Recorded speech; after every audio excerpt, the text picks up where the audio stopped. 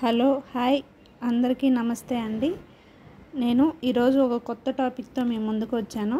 అదేంటి అంటే meeting taking leave of somebody, వ్యక్తులను కలవటం, సెలవు తీసుకోవటం అనే టాపిక్ మీద డైలీ యూజ్ చేసే ఇంగ్లీష్ సెంటెన్స్ని తెలుగులో ఎక్స్ప్లెయిన్ చేయడం జరుగుతుంది.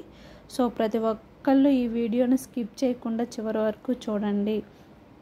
ఎందుకంటే మనం డైలీ యూజ్ చేసే పదాలు మీకు డైలీ యూజ్ చేసే పదాలు వచ్చేసరికి గ్రామర్ ద్వారా నేర్చుకోవడం అందరికీ కొంచెం కష్టం కాబట్టి, సో హౌస్ వైఫ్స్ అవ్వచ్చు, ఎడ్యుకేషన్ చదువుతూ డిస్కంటిన్యూ అయిన వాళ్ళు కావచ్చు, అలాంటి వాళ్ళు ప్రతి ఒక్కరికి ఈ డైలీ యూజ్ చేసే పదాలు చాలా చాలా ఇంపార్టెంట్. ఒకసారి చూద్దాము. ఫస్ట్ వన్ వచ్చేసరికి గుడ్ మార్నింగ్, శుభోదయం. మనకి ఎవరు కనిపించినా ఎవరికి అయినా సరే ఫస్ట్ మనం చెప్పాల్సింది వచ్చేసరికి good morning.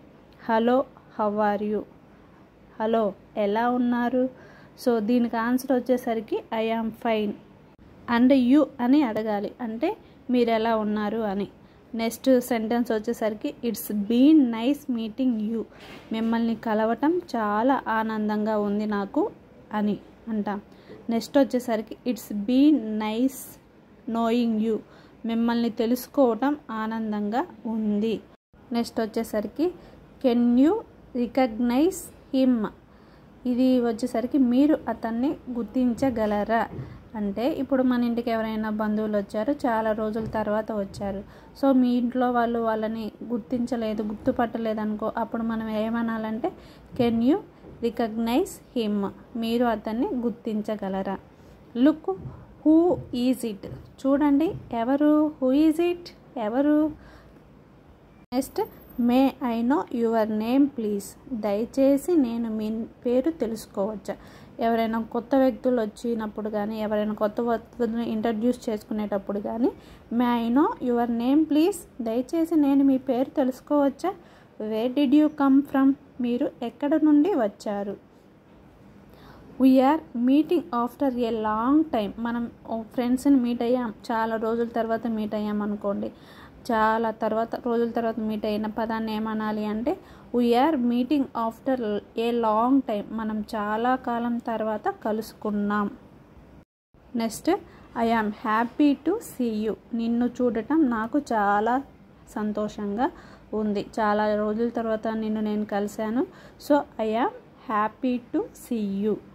Next I think I have seen you somewhere, నేను నిన్ను ఎక్కడో చూశానని అనుకుంటున్నాను. ఎవరైనా కొత్త వ్యక్తుల్ని చూసినప్పుడు మనకి వాళ్ళని ఎక్కడో చూసినట్టుంది, ఇంతకుముందు మనకు పరిచయం ఉన్నట్టుంది అని అనిపించింది కదా. ఆ పదాన్ని వచ్చేసరికి ఆ సెంటెన్స్ని ఇంగ్లీష్లో ఎలా అండాలంటే I think I have seen you somewhere, నేను నిన్ను ఎక్కడో చూశానని అనుకుంటున్నాను. Next I think we have met somewhere, మనం ఎక్కడో కలిసామని అనుకుంటున్నాను.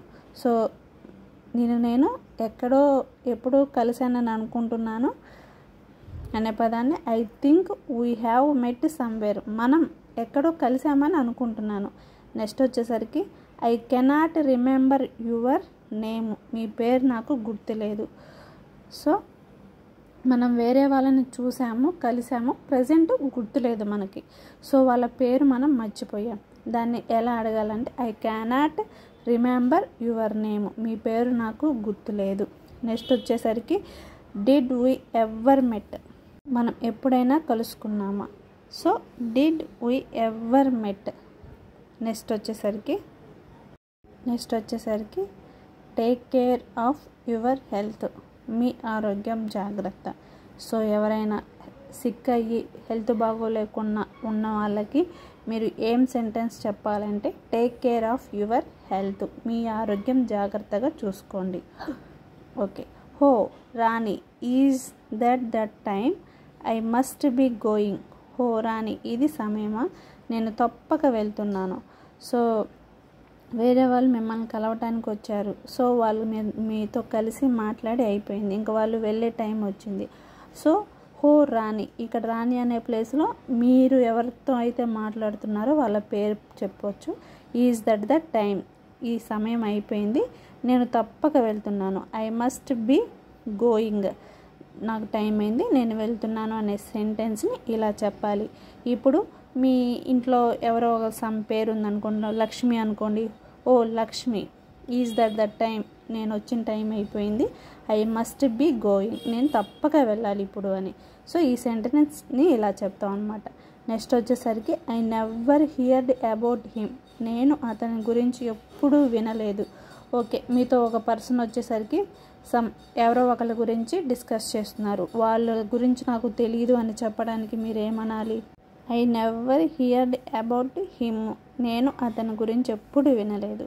నెక్స్ట్ వచ్చేసరికి it's getting late, I have to leave now, so ఆలస్యం అవుతుంది, నేను ఇప్పుడు బయలుదేరాలి. ఇప్పుడు మీ ఇంటికి మీ బంధువులు వచ్చారనుకోండి, వాళ్ళు వెళ్ళే టైం అయిపోయింది, వాళ్ళు మీ దగ్గర నుంచి వెళ్ళాలి.